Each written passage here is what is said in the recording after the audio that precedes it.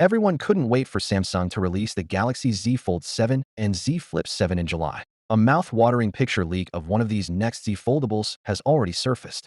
Additionally, it seems to be very authentic, maybe from an early test unit in the wild.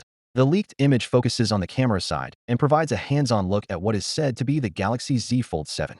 Samsung has shifted the LED flash closer to the center of the bump this time, although the camera arrangement still resembles that of the Fold 6. The new design changes, however, are what really stand out.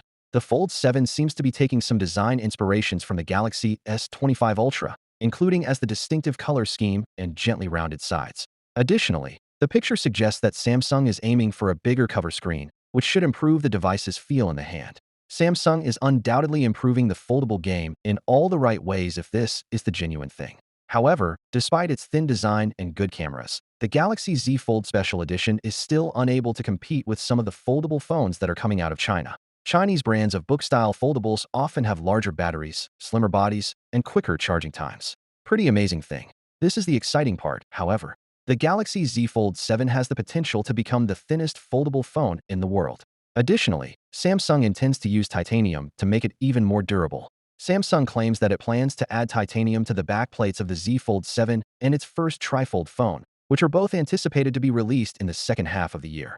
In essence, the rear plate serves as a support element between the folding screen and the hinge. Over the years, Samsung has used a variety of materials. The Z Fold 3 was made of carbon fiber, the early Fold versions were made of stainless steel, and the special edition was made of titanium. Titanium is fantastic because, although being more difficult to create, it is very strong and light.